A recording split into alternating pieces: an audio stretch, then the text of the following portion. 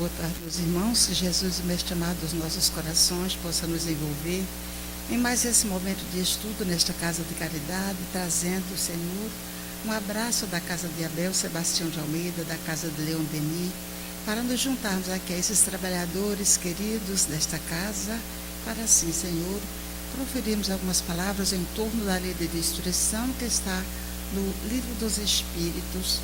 E nós agora vamos, Senhor, pedir a permissão dos diretores físicos e espirituais desta casa para começarmos. Graças a Deus. Nós estamos no capítulo 6 do Evangelho, ou do Livro dos Espíritos, intitulado da Lei de Destruição, e esse estudo é contido nas questões 728 a 764, no capítulo 6, né? Então a gente vai ver um pouco aqui, dissertando sobre lei de destruição e destruição abusiva. Temos também flagelos destruidores, guerras, assassínio, crueldade, duelo e pena de morte. Tudo isso está dentro desta lei de destruição, que à primeira vista, a gente fica meio angustiado com essa questão. Lei de destruição, como é que é essa história? Aí a gente vai para o dicionário e ele nos diz o seguinte: o que é destruição? É demolição, é exterminação, é devastação. E a gente diz assim: nossa, mas isso é uma lei de Deus? Como é que é isso? Como é que pode ser essa história se a gente está dentro, digamos, de uma lei de amor e de caridade? E a gente começa a pensar como homem apenas, né?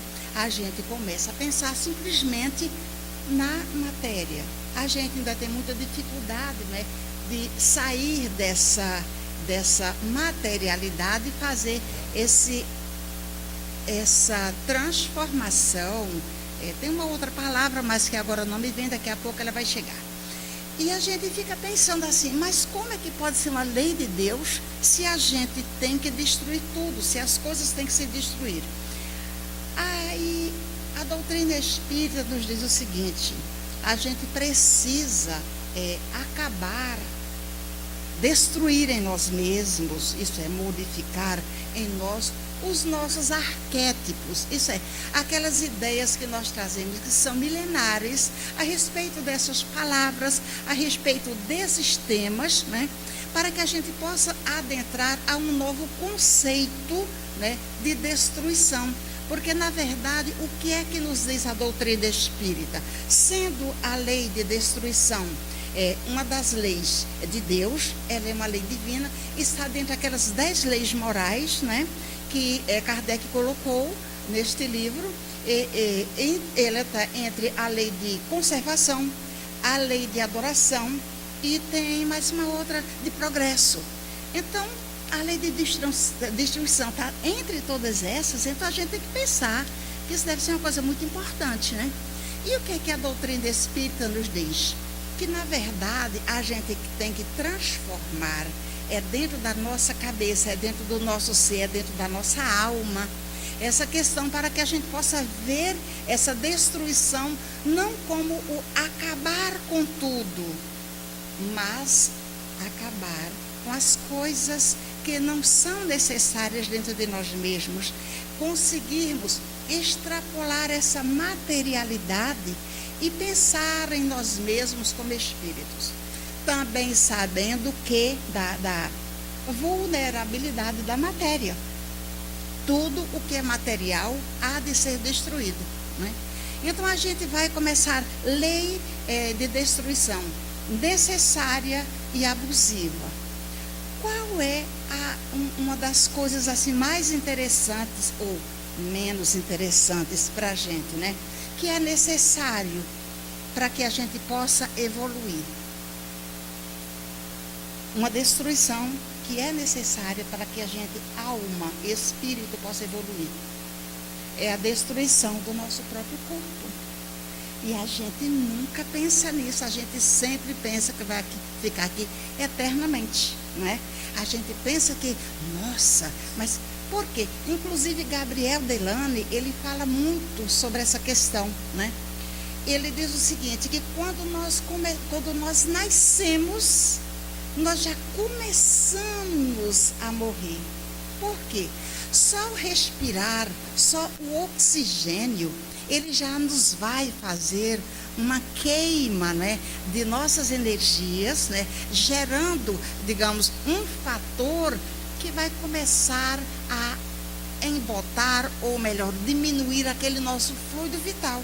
Se a gente vem para cá, a gente tem 1 litro de fluido vital para a gente utilizar durante toda a nossa vida, a partir do momento que a gente começa a respirar, a gente já começa a usar esse fluido vital. Então, para que a gente pudesse, ele diz isso, para que a gente possa entender que a lei de destruição não é um derrubar de nós mesmos, é uma transformação. Quando nós perdemos o nosso corpo físico, nós estamos simplesmente, digamos, nos transformando, a gente está mudando de corpo, mudando de roupa, como ele diz mesmo aqui no livro. Nós devemos utilizar um pensamento como se nós fôssemos soldados que estivéssemos numa batalha, né? E o nosso chefe, ele vai olhando para nós, nos protegendo, né? Querendo que a gente, digamos, saia dali bem, mas ele não está se incomodando se a nossa roupa vai ficar rasgada. Ele quer o ser, ele quer o trabalhador, ele quer a essência. Então é exatamente isso que acontece conosco, né, com relação à morte do corpo físico, a perda do corpo físico. Até porque essa questão de alma, espírito com E maiúsculo, a gente vai conquistar exatamente na fase nominal. Mas enquanto princípio espiritual, nós vamos caminhando pelos reinos da natureza, não é? Desde que a gente entrou lá no mineral, vai caminhando, adquirindo milenarmente aquelas ideias, aquelas fases, né, que cada um daqueles reinos vai nos dar, né, até a gente chegar à fase nominal. Então a gente vai se metamorfoseando do mineral, passa para o vegetal, o animal, até chegar à fase nominal e agora andando para a angelitude, né? Então é metamorfose em cima de metamorfose, né? Mas quando a gente adquire o E maiúsculo, enquanto espírito, enquanto ser pensante, enquanto agindo e reagindo às nossas próprias atitudes e escolhas, a gente vai estar dentro de uma fase já bem diferente, que é utilização do livre-arbítrio, onde nós vamos exatamente escolher, né, aquilo que a gente vai querer para as nossas vidas. E naturalmente, quando a gente está na lei de destruição, como diz os espíritos a Kardec, a gente tem que refletir muito, porque às vezes a gente critica muito as situações, critica muito a sociedade, como se a gente não fizesse parte da sociedade, né? E a gente não se incomoda de lançar ao vento um pensamento de destruição, né? E já teve algum cientista que ele é espírita, que ele disse, não me vem agora o nome, mas ele disse que a camada de ozônio, né, que é também uma proteção para nós, ela também é destruída pelos nossos maus pensamentos. Então, a camada de ozônio é assim, é excelente, né, para que a gente possa se manter nesse clima, para que a gente possa se manter no planeta Terra, para que a gente não possa, digamos assim, adquirir doenças de pele, doenças de transformações genéticas através dos raios solares, né? Porque se a gente não está muito sabendo que a gente pode transformar a nós mesmos e aos outros, inclusive o nosso próprio mundo com os nossos pensamentos, a gente não está utilizando a nossa melhor ferramenta, que é justamente o uso do livre-arbítrio, né? Então, é muito interessante esse estudo, mas um tanto, digamos, complexo para a gente compreender. Então, a gente vai aqui, olha. A gente sempre pensa na lei de destruição. A gente, quando fala em lei de destruição, a gente pensa que é aquela coisa que vai acabar com tudo. É preciso que a gente reconsidere e reveja esses nossos conceitos para sair daquela antiguidade e começar a atualizar isso. A doutrina espírita nos traz essa atualização, que não é destruição, é transformação. Essa é a melhor marca, esse é o melhor carimbo dessa lei. É a lei de transformação. Transformação de quê? Transformação de nós mesmos, transformação nossa moral, que essa é uma das necessidades, né? Porque quando nós estamos abraços com o nosso ainda orgulho e egoísmo tão exacerbados, a gente vai perceber que a gente está se adoecendo e muito.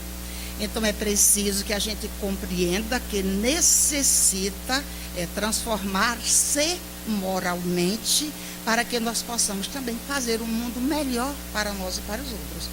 E acontece o seguinte, essa bondade de Deus que a gente fala, que os Espíritos falam, que nós já conhecemos, que faz tudo de bom para nós, a gente só acha que ela é boa quando ela está fazendo aquilo que a gente quer, né?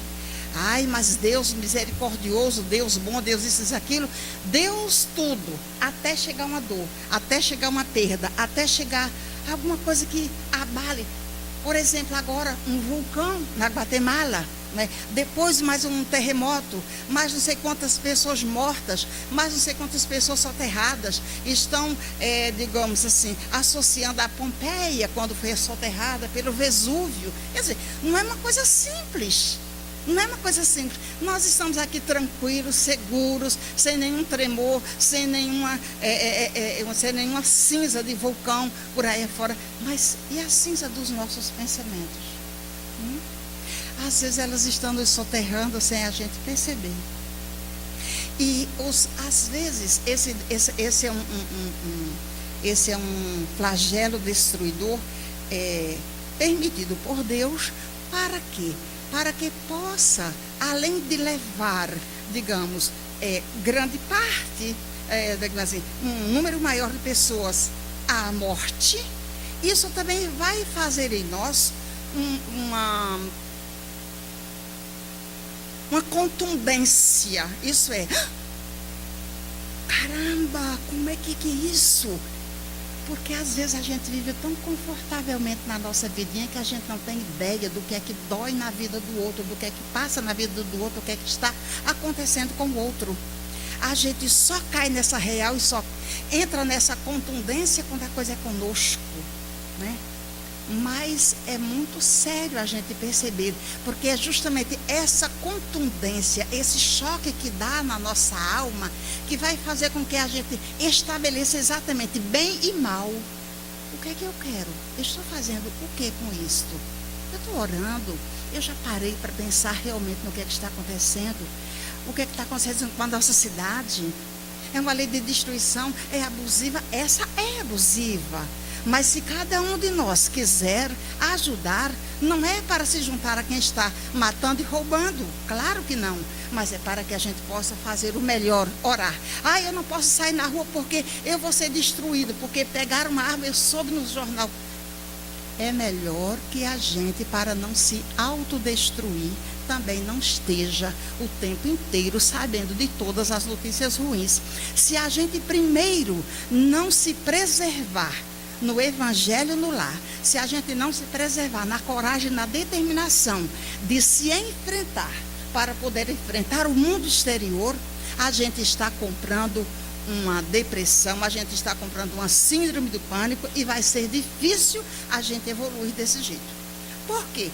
Porque se o mundo é dado para nós por Deus como presente para na 132, o objetivo da encarnação, a gente poder ajudar o nosso progresso e ajudar o progresso material do mundo, está aqui. Como é que a gente, desistindo no meio do caminho, a gente vai ajudar alguém? Não vai. A gente não vai ajudar. Então, não é que a gente tenha que enfrentar a briga lá fora. A gente tem que enfrentar a nossa briga aqui dentro. A gente tem que se compreender para não se destruir. Essa, sim, é uma destruição bastante ruim. A gente tem que estar se construindo essa nossa fé, essa nossa coragem, para que a gente possa realmente caminhar. Porque Deus precisa de nós. Nós somos as mãos dos Espíritos, está aqui também. Essa dicotomia, por que nós vivemos num mundo de dicotomia? Estamos num mundo de provas e expiações. A gente só sabe o que é preto porque a gente conhece o branco. A gente só sabe o que é dor porque a gente está um momento alegre. A gente só sabe o que é doença porque um momento a gente fica com saúde. A gente precisa acabar com a dicotomia e viver numa melhor e numa maior linearidade, né? Acredita em mim, tudo bem, vamos embora. Não tenha preguiça de ser. O que é que acontece? Hoje, profissionalmente, a gente vai levar a uma criatura um problema sério que tem que ser decidido entre especialistas. Aí você consulta 3 especialistas, você está no comando da situação. Aí você vê 3 opiniões completamente diferentes. Você vê a opinião do preguiçoso, você vê a opinião daquele que é justo, que dá a medida, e você vê a opinião, ouve e vê a opinião daquele que é destemido. Vamos embora. A gente vai cortar, a gente vai tirar, a gente vai... E a gente tem que ter essa energia, gente. Se a gente ficar muito molinho dentro de casa ou dentro de nós mesmos, a gente não evolui. A vida passa a ser sem graça. A vida passa a ser sem graça.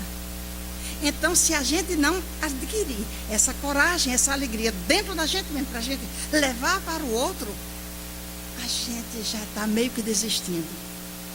A gente precisa fazer isso. Precisa sair dessa monotonia para a gente caminhar, né? Vamos ver aqui a questão 728, que é, Kardec pergunta, é a lei de destruição uma lei da natureza? Eles responderam, preciso é que tudo se destrua para renascer e se regenerar. Porque o que chamais destruição não passa de uma transformação que é para um fim. A renovação e melhoria dos seres vivos. Quer dizer, dos seres vivos, animais e vegetais. Não é? Animais e vegetais. Aí ele pergunta aqui mais uma... Não, ele continua na A. O instinto de destruição teria sido dado aos seres vivos por desígnios providenciais? Aí a resposta. As criaturas são instrumentos de Deus, de que Deus se serve para chegar aos fins que objetiva. Isso é, a melhoria do nosso mundo e a nossa melhoria moral e espiritual, não é?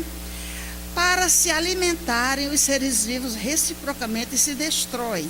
Destruição esta que obedece a um duplo fim, que é, primeiro, manutenção do equilíbrio na reprodução, que poderia tornar-se excessiva, e 2, utilização dos despojos do invólucro exterior que sofre a destruição. Isto é, esse invólucro é simples acessório e numa parte essencial do ser pensante. A parte essencial é o princípio inteligente de que não se pode destruir e elabora nas metamorfoses diversas, porque passa. A gente já falou sobre isso, né?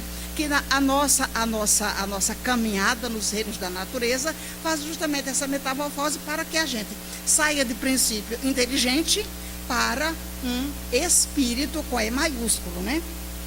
Então é o que nós já estamos nessa fase. E ele pergunta aqui na 729, se a regeneração dos seres faz necessária a destruição, porque os cerca a natureza de meios de preservação e conservação. Então, assim, se a gente tem que ser destruído, por que existe lei de conservação e lei de preservação? É bem interessante essa resposta, porque a fim de que a destruição não se dê antes do tempo. Toda destruição antecipada dificulta o desenvolvimento do princípio inteligente. Por isso foi que Deus fez que cada ser experimentasse a necessidade de viver e de se reproduzir. Veja bem, essa questão de preservação e conservação. É claro que tudo que Deus faz tem uma finalidade superior, né? Mesmo que a gente não pense muito nisso, mas isso é uma verdade. Então, essa questão de se eu vou ser destruído, se meu corpo vai ser destruído, para que é que eu vou ter cuidado com ele? Ora, porque o meu corpo é a máquina de evolução da minha alma. Se eu não o preservo, se eu não tenho prazer em viver, se eu não tenho objetivo de vida, se eu não tenho estímulo para viver, para continuar, eu vou entrar numa fase, num marasmo, numa deprê, e eu vou perder o encanto pela vida. Então, Deus nos dá vários meios para que a gente possa, digamos, se manter vivo e produtivo, para que a gente possa entender-se dentro dessa lei de destruição, para que a gente possa evoluir. Mas se existe alguma destruição que a gente não possa evitar, existe sim. Existem algumas destruições que a gente não pode evitar. Mas acontece que para que a gente possa ter coragem e determinação, Deus nos dá a família, Deus nos dá o trabalho, Deus nos dá a casa espírita, Deus nos dá a inteligência, não é? São tantos atributos, são tantas particularidades que Deus nos proporciona para a gente se estimular a se manter vivo, a conservar o nosso corpo, né? Para que possa realmente fazer aquilo que os Espíritos disseram. Toda destruição, digamos, dessa possibilidade antes do tempo, ela vai prejudicar o desenvolvimento do princípio espiritual. Então, nós, enquanto espírito, precisamos do nosso corpo para que, como uma vestimenta, aquela vestimenta lá daquele soldado que está lá, o general, né, olhando para todos nós, a gente está na batalha, ele não se incomoda se a nossa roupa vai rasgar. Ele quer de volta o seu soldado. E nós somos os soldados de Deus, né? Vamos ir aqui mais uma outra. Ai. Aqui ele pergunta também, bem interessante essa. Uma vez que a morte nos faz passar de uma vida melhor para uma vida melhor, nos livra dos males desta, sendo, pois, mais que desejar de que temer, porque o homem instintivamente tem horror à morte. Aí, tão engraçada essa resposta, porque diz o seguinte, os espíritos responderam o seguinte: já dissemos que o homem deve procurar prolongar a vida para cumprir a sua tarefa. Mas, por outro lado, tem também aquela questão, eu tenho horror da morte, porque a gente já passou pela morte várias vezes. Talvez a gente traga isso no nosso bojo como um arquétipo, né? Foi dolorosa a morte. Eu detesto, eu não quero nem pensar nisso. Ainda bate na madeira. E a gente sabe que está aqui, é matéria e vai ter que ser, digamos, destruída, transformada, não é? E a gente ainda resiste a isto. Eu sei que é muito chato a gente falar isso, essa questão de lei de destruição, de morte, de perder parente, de perder corpo, de perder isso, porque aquilo, a gente sabe, principalmente quando a gente tem um parente idoso, quando a gente tem uma mãe idosa, um pai idoso. Eu adoro o cheiro da minha mãe, eu adoro, de 3 em 3 meses eu estou no Nordeste para ficar com ela, para curtir aqueles últimos momentos que a gente pode rir junto. Vai fazer falta? Vai, mas acontece que a lei do progresso a gente não pode reter. Então, ela vai ter que partir. Eu vou chorar, vou chorar, vai doer, vou ter que sentir saudade, vou. mas é necessário essa partida. Para quê? Para que haja transformação. No plano espiritual, eles vão rever tudo aquilo que acertaram, também como tudo aquilo que erraram. E vão, quem sabe, tendo possibilidade, projetar a sua volta. Isso é reencarnação, que também é a transformação, não é? Então, olha, aqui, aí o que é que eles responderam, né? A voz íntima que o induz a repelir a morte, olha que interessante, lhe diz que ainda pode realizar alguma coisa pelo seu progresso. Entendeu?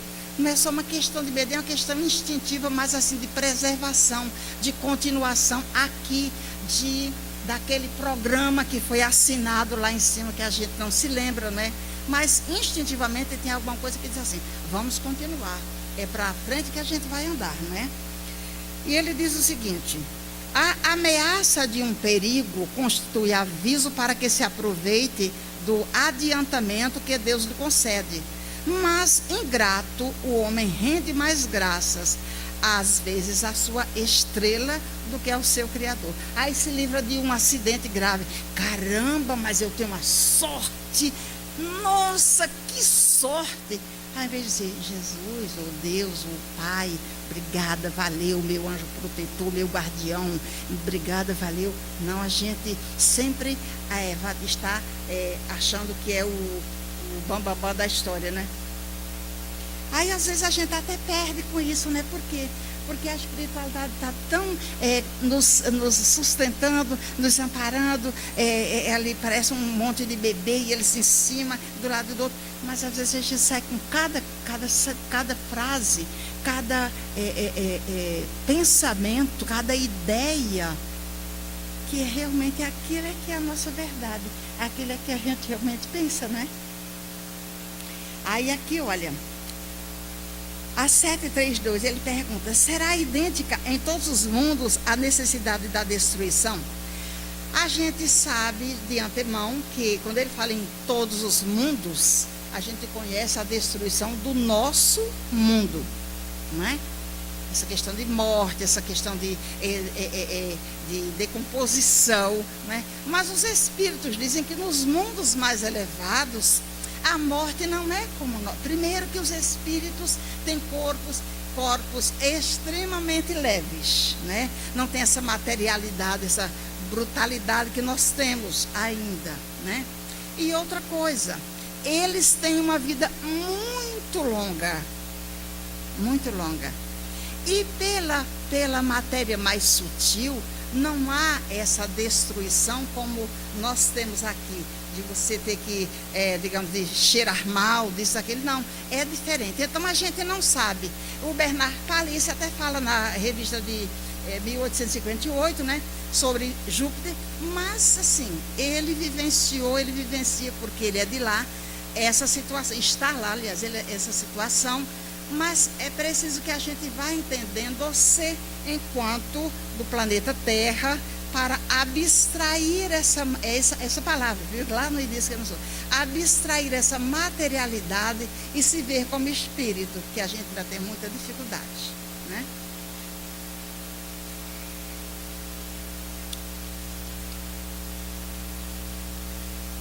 Vamos aqui, outra interessante. Aqui. 735. O que se deve pensar da destruição quando ultrapassa os limites que as necessidades e a segurança traçam? Da caça, por exemplo, quando não objetiva senão o prazer de destruir sem utilidade. Aí ele diz o seguinte: os animais só se destroem para a satisfação das suas necessidades, enquanto que o homem, dotado de livre-arbítrio, destrói sem necessidade. Ele diz que isso é a predominância da bestialidade sobre a natureza espiritual. Toda destruição que excede os limites da necessidade é uma violência à lei de Deus. E ele termina dizendo o seguinte: terá que prestar contas do abuso da liberdade que lhe foi concedida, Por isso significa que cede aos maus instintos. A 736 é: especial merecimento terão os povos que levam ao excesso o escrúpulo quanto à destruição dos animais. Isso é, por exemplo, na Índia a vaca não é utilizada, a não ser para, não sei nem o leite, né? Não sei nem se isso, né? Eu não tenho certeza. Mas a vaca a vaca é sagrada. Então vamos ver aqui. Esse excesso no tocante a um sentimento louvável em si mesmo se torna abusivo e o seu merecimento fica neutralizado por abusos de muitas outras espécies. Entre tais povos, há mais temor supersticioso do que verdadeira bondade. Veja bem, aí o que é que a gente pode tirar, como é que a gente pode interpretar isso? Bom, eu não uso a vaca para nada, eu não uso os animais, eu acho que é todo mundo lindo, maravilhoso, mas eu sou capaz de decretar a morte de milhares de pessoas. A gente conhece alguém, não vou citar o nome, que era vegetariano, tinha alguma experiência mediúnica, não é espírita, ser médium é uma coisa, ser espírita é outra. Tinha uma experiência mediúnica que se achou um próprio Deus e começou aquelas ordenanças, né? De mata isso, mata aquilo, para fazer uma nação, para limpar uma nação, não é? Então, é isso que ele está dizendo aqui. Esse excesso não é nada de santidade. Às vezes isso vai fazer uma transgressão, né, dentro da sua própria vida, dentro da própria natureza. E diante da lei de Deus, né? Você não destrói uma vaca, mas você é capaz de destruir o ser humano.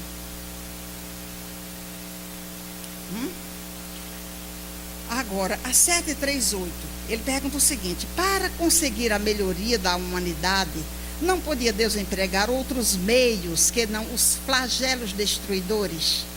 Olha que coisa interessante. Quais são os flagelos destruidores que a gente conhece? Por exemplo, vulcão, maremoto, terremoto, né? E por aí vai. Digamos, os flagelos que a gente não pode impedir que aconteçam. Olha a resposta que os espíritos dão. Eu até já falei aqui. Pode, e os emprega todos os dias, pois que deu a cada um os meios de progredir pelo conhecimento do bem e do mal. O homem, porém, não se aproveita desses meios. Necessário, portanto, que seja, entre aspas, né, castigado no seu orgulho e que lhe faça sentir a sua fraqueza. Então, veja bem, quais são esses outros meios que Deus nos dá para evitar esses flagelos, né? Não podia Deus empregar outros meios que não os flagelos destruidores. O Emmanuel falou através do Chico Xavier que se a gente quisesse ver um Brasil bem diferente, votasse a favor da pena de morte e do aborto. Aí sim, a gente ia comprar um terceiro grande Reich para a nossa nação. Não é? E aí a gente ia ver o que era vulcão, o que era terremoto, o que era maremoto, o que era isso, o que era aquilo, entendeu? Por quê? Porque nós estamos comprando livremente no mercado da natureza, né, situações que não nos dizem respeito. Lei, pena de morte, aborto, isso não temos na nossa Constituição, graças a Deus. Já tentaram votar várias vezes, a gente botou abaixo, não é? A gente que vê a notícia, a gente que tem que votar, a gente vota mesmo contra. Mas acontece isto aqui. Se a gente votar essa lei, se a gente tiver isso aqui, a gente fica numa situação bem difícil. Mas veja bem, outros meios suaves que Deus nos dá para que a gente possa evitar os flagelos destruidores. Ele nos dá a família, Ele nos dá o trabalho, Ele nos dá a instrução, a inteligência, nos dá a caridade, tudo isso são meios para que a gente possa utilizar, trabalhar melhormente para evitar os flagelos. E a gente, às vezes, não dá muita atenção a essas situações que estão na nossa mão e que a gente pode utilizar, né? Ele pergunta aqui mais uma vez: mas esses flagelos tanto sucumbiu o homem de bem como o homem perverso. Aí é onde ele entra com aquela questão: você só está olhando para a materialidade, né? Para que a gente possa se transformar, para que a gente possa se melhorar, é preciso que transforme também a matéria, porque como o nosso corpo é uma vestimenta orgânica, ele também tem a sua ponderabilidade, ele tem a sua, o seu fim. Aí tem até uma moça, o Paulo Cordeiro, ele dizia que nosso corpo é reciclável, não é? Nosso corpo é reciclável. Então, a gente desencarna, ele vai voltar para a matéria, fazer parte de todo aquele processo que ele já, digamos assim, entre aspas, saiu, porque nós somos poeira de estrelas, nós estamos todos imersos também nesse processo.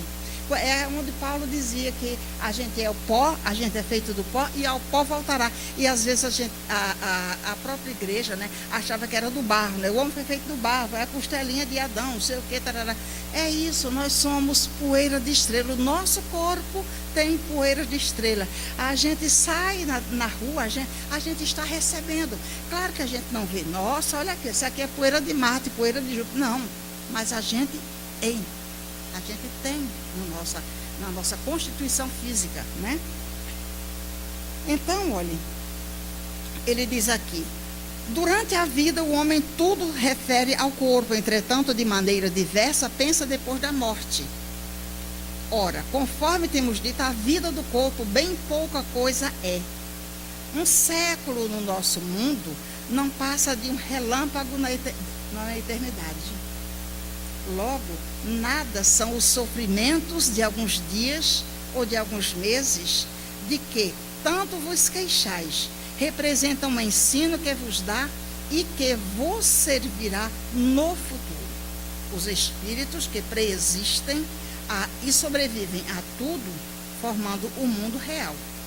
Esses, os filhos de Deus e o objeto de toda a sua solicitude. Olha bem o que ele vai dizer agora.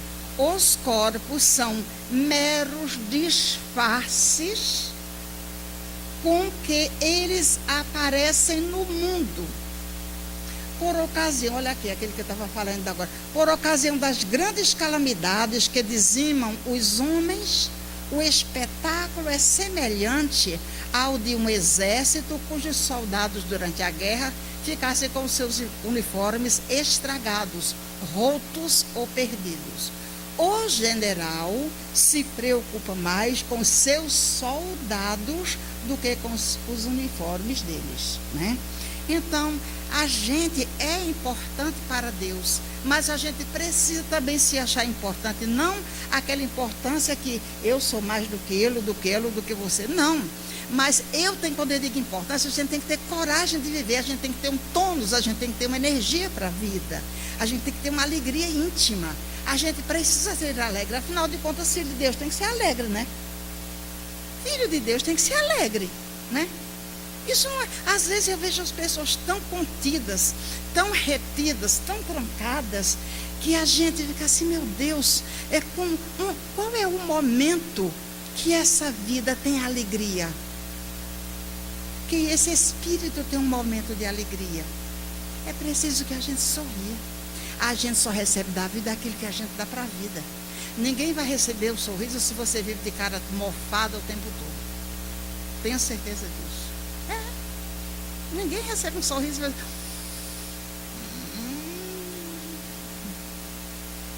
Ou reclama daqui, reclama dali, reclama daquela, queima a sua energia, ainda queima a energia do outro.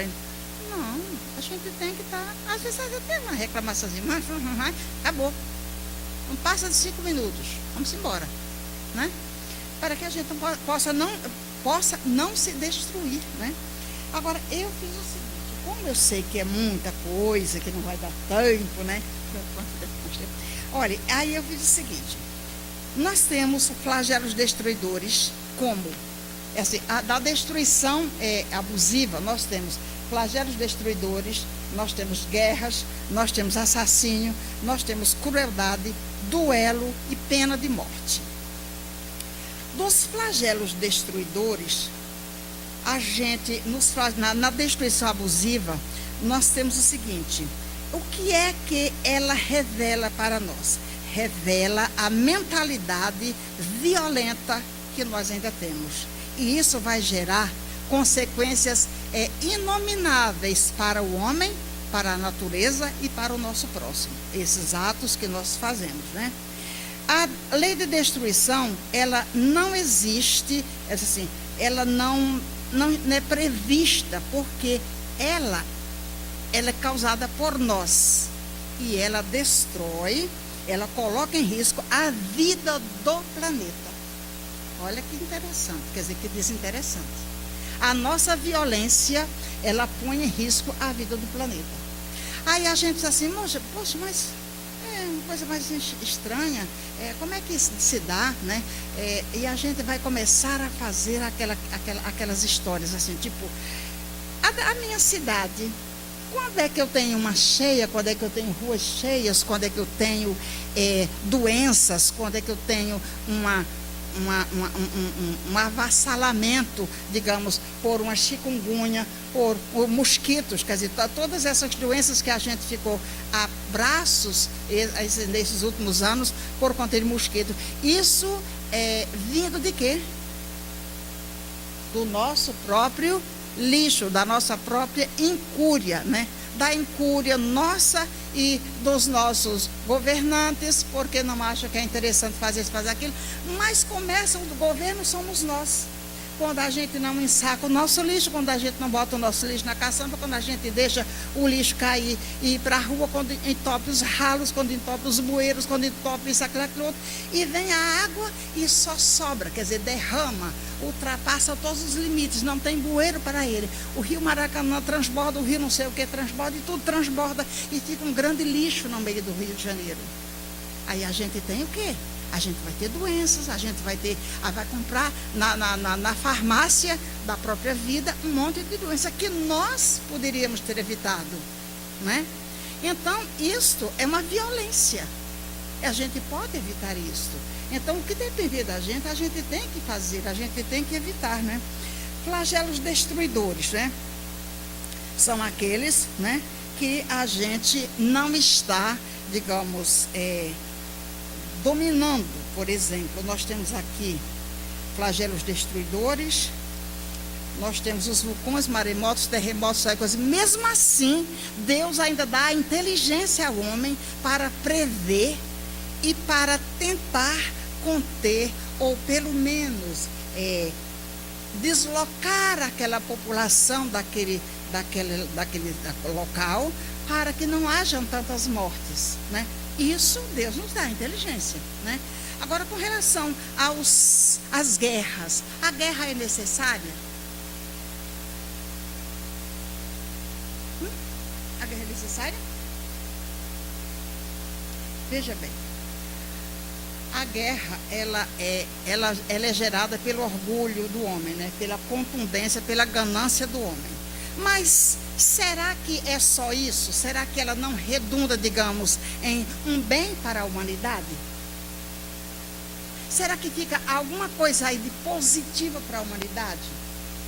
Veja bem, eu costumo dizer que nós somos que nem um tubo de pasta. Deus dá, e a gente não faz nada. Aí chega. A guerra é isso. A guerra é isso.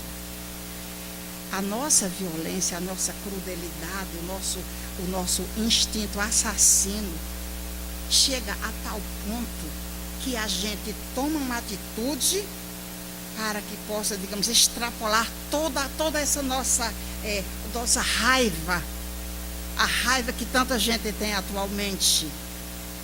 Graças a Deus não cheguei a esse ponto. mas é como um tubo de pasta. Ele está bem apertado ali, chega um momento, tum, aconteceu. Aí vem o quê? Uma ideia nova. É essa a ideia nova que eu queria chegar, da guerra. Para que possa refazer as situações. Na própria guerra, que há aquela limitação de alimento, disso, daquilo outro, de manutenção ou de maquinário, disso, daquilo. Eles começam a inventar. Por quê? Porque estão no tubo de pasta. É agora a gente faz isso, cria isso. Então, é isso. A guerra, ela também serve para que se crie coisas novas, para que se utilize a inteligência, mesmo num momento assim, louco, mas ela tem uma finalidade positiva, né? Então, a gente vai ver também o quê? Tá? Guerras. O que é que impele o homem às guerras? É inferioridade moral. Predominância da natureza animal sobre a natureza espiritual e o transbordamento das paixões. No estado de barbarie, os povos têm um só direito eles conhecem, que é o do mais forte. Por isso é que para tais povos o direito de guerra é um estado normal. À medida que o homem progride, menos frequente se torna a guerra, porque ele lhe evita as causas, fazendo-a com humanidade quando sente que é necessário. Né? Agora vamos aqui uma questão do assassínio. É crime aos olhos de Deus o assassínio? Grande crime, pois que é aquele que tira a vida ao seu semelhante, corta o fio de uma existência de expiação ou de missão. Aí é que está o mal. Crueldade. Poder-se aligar o sentimento de crueldade ao instinto de destruição? E eles responderam o seguinte: é um instinto de destruição que no que tem de pior. Porque a destruição, ela é necessária e abusiva, mas aqui, quando existe a crueldade, né, é o pior desse instinto, né? E ele diz o seguinte: porquanto, se algumas vezes a destruição constitui uma necessidade, com a crueldade jamais se dá o mesmo. Ela resulta sempre de uma natureza má. Temos o duelo. O duelo que hoje não existe mais nas praças públicas como existia antigamente. Hoje existem os duelos morais, os duelos intelectuais, os duelos, né, de posse, disso, daquele, do orgulho, do egoísmo, né? Mas ele pergunta aqui: pode-se considerar o duelo como um caso de legítima defesa? Não. É um assassínio e um costume absurdo, digno dos bárbaros. Com uma civilização mais adiantada e mais moral, o homem compreenderá que o duelo é tão ridículo quanto os combates que outrora se consideravam como juízo de Deus. Pena de morte. Desaparecerá algum dia da legislação humana a pena de morte? É a questão 760. Incontestavelmente desaparecerá, e sua supressão assinalará um progresso da humanidade.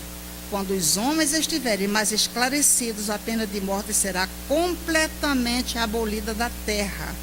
Não mais precisarão os homens de ser julgados pelos homens. Refiro-me a uma época ainda muito distante de vós. E a gente vai aqui, terminando, uma frase da Joana de Ângeles. Ela diz o seguinte: o atual comportamento social dos homens é o resultado de pressões, medos e heranças ancestrais, paixões que se disfarçam sob a máscara da educação convencional. Precisa a gente ter cuidado, é preciso que a gente realmente se eduque enquanto ser humano, enquanto ser espiritual, enquanto a gente está aqui aproveitando essa oportunidade que Deus nos dá através da reencarnação, porque essa é uma transformação necessária. mas que cada dia que passa está mais difícil de se reencarnar, né? As portas da reencarnação, como diz um amigo nosso, o Alberto Bezerra, está fechada, porque são tantos entraves que a gente encontra, são físicos, morais, financeiros, né? E a gente precisa pensar nisso. Então, vamos aproveitar o que nos resta dessa encarnação para fazer o melhor. E vamos ser alegres, tá bom? Obrigada.